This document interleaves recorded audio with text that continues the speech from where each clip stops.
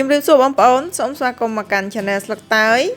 នៅថ្ងៃនេះនាងខ្ញុំសូមបង្ហាញជូនបងប្អូនអំពីរបៀបធ្វើទឹកប្រទាលកន្ទុយក្រពើដោយអបក្លិនផ្លែមៀនដែលមានរសជាតិឈ្ងុយឆ្ងាញ់យ៉ាងពិសេសចំពោះបងប្អូនដែលមិនធ្លាប់បានចុច Subscribe ដល់ Channel របស់នាងខ្ញុំសូមកុំភ្លេចជួយចុច Subscribe និងចុចសញ្ញាកណ្ដឹងដើម្បីទទួលបាននូវវីដេអូថ្មីៗពី Channel របស់នាងខ្ញុំ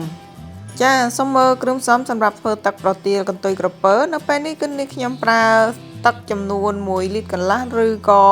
1500មីលីលីត្រស្ករ70ក្រាម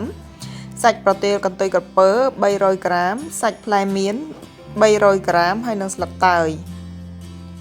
ចំពោះស្លឹកតើយនៅពេលនេះគឺនាងខ្ញុំប្រើចំនួនចន្លោះពី5ទៅ7សន្លឹកតែប៉ុណ្ណោះដោយសារនាងខ្ញុំធ្វើទឹកប្រទាលកន្ទុយក្រពើនឹងលាយជាមួយនឹងសាច់មៀនហើយសាច់មៀននោះគឺមានក្លិនក្រអូបស្រាប់ទៅហើយដូច្នេះការប្រើស្លឹកតើយគឺនាងខ្ញុំបន្ថយបរិមាណនៃស្លឹកតើយនៅក្នុងវីដេអូនេះគឺនាងខ្ញុំនឹងបង្ហាញជូនបងប្អូនអំពីរបៀបចិតសម្បកនិងឆ្កឹះយកសាច់ប្រទាលកន្ទុយក្រពើដោយងាយស្រួល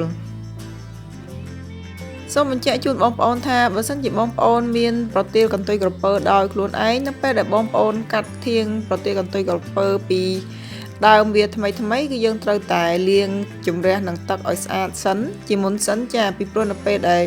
យើងកាត់ចេញពីដើមវាគឺវាមានជ័រពណ៌លឿងនោះអាចបង្កគ្រោះថ្នាក់ដល់សុខភាពរបស់យើងដូច្នេះគឺយើងត្រូវតែលាងជម្រះសម្អាតឲ្យវាស្អាតជាមុនសិនមុននឹងយកធាងប្រទាលកន្ទុយក្រពើនឹងយកមកប្រើការ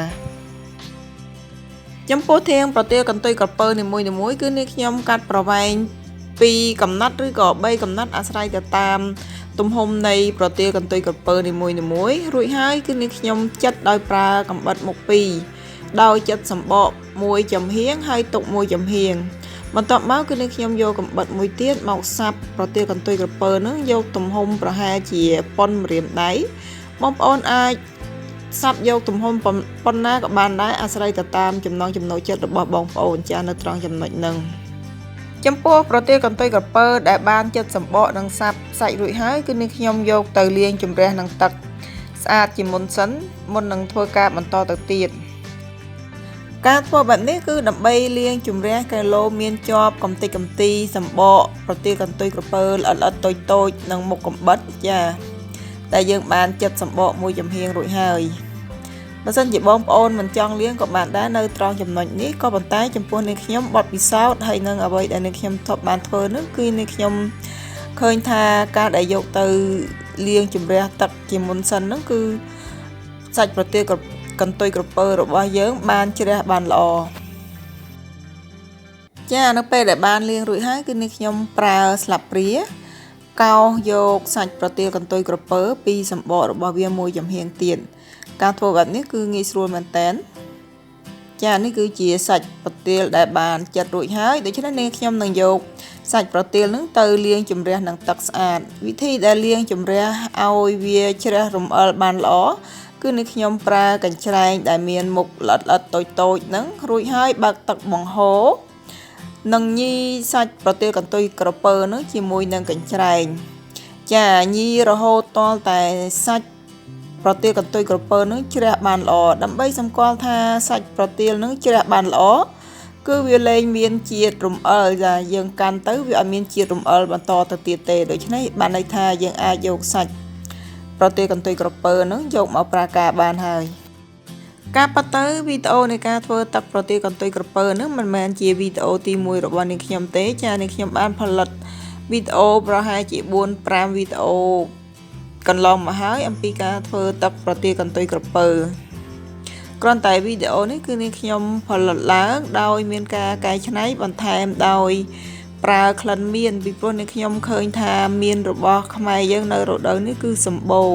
បើសិនជានាងខ្ញុំប្រើទឹកប្រទាលកន្ទុយក្រពើដោយច្នៃបន្ថែមដោយក្លិនមៀនគឺថាមានរសជាតិនិងក្លិនឈ្ងុយឆ្ងាញ់យ៉ាងពិសេសមែនតើទឹកចំនួន1500មីលីលីត្រដែលបានដាំហើយគឺដាក់បងស្លឹកតើយនិងបន្ទាប់មកស្ករសនិងសាច់ប្រទាលកន្ទុយក្រពើចានាងខ្ញុំដាំសាច់ប្រទាលកន្ទុយក្រពើនឹងឲ្យពុះមួយរំពុះសិនបានទៅដាក់សាច់មៀនចូល សូមបញ្ជាក់ថាការធ្វើទឹកប្រទាលកន្ទុយក្រពើរបស់នាងខ្ញុំគឺនាងខ្ញុំមិនបង់អំបិលនោះទេសូម្បីតែដាក់បន្តិចបន្តួចក៏មិនដាក់ដែរបើសិនជាបងប្អូនយល់ថាបងប្អូនអាចបន្ថែមជាតិអំបិលបានក៏អាស្រ័យទៅតាមចំណង់ចំណូលចិត្តនិងមាត់របស់បងប្អូនចាសម្រាប់នាងខ្ញុំគឺនាងខ្ញុំមិនប្រើនោះទេចាក្រោយពីបានដាក់សាច់ប្រទាលកន្ទុយក្រពើឲ្យពុះមួយរំពុះរួចហើយគឺនាងខ្ញុំបង់សាច់មៀនចូលសាច់មៀននេះក៏នាងខ្ញុំបន្តស្ងោរតែមួយរំពុះដែរបើសិនជាមានពពុះតិចតួចអីបងប្អូនអាចដួសចេញក៏បានមិនដួសចេញក៏បានដែរចាពីព្រោះពពុះនោះវាអាចនឹងបាត់ដោយខ្លួនឯងដែរតែប៉ុណ្ណេះគឺជាការស្រេចនៅពេលដែលទុកឲ្យទឹកប្រទាលកន្ទុយក្រពើក្រោយពីបង់សាច់មៀនឲ្យពុះហើយគឺនាងខ្ញុំបិទភ្លើងតែប៉ុណ្ណឹងនាងខ្ញុំមិនស្ងោរឬក៏រំងាស់សាច់ប្រទាលកន្ទុយក្រពើរហូតទាល់តែផុយខ្លាំងនោះទេចាពីព្រោះនាងខ្ញុំចូលចិត្តទឹកប្រទាលកន្ទុយក្រពើដែលនៅពេលដែលយើងញ៉ាំទៅគឺមានសភាពសាច់ប្រទាលកន្ទុយក្រពើនិងសាច់មៀននៅរាងជ្រុបបើសិនជាបងប្អូនចង់ឲ្យសាច់ប្រទាលកន្ទុយក្រពើរាងផុយបងប្អូនអាចបន្តរំងាស់បន្តទៅទៀតបានអាស្រ័យទៅតាមចំណង់ចំណូលចិត្តរបស់បងប្អូន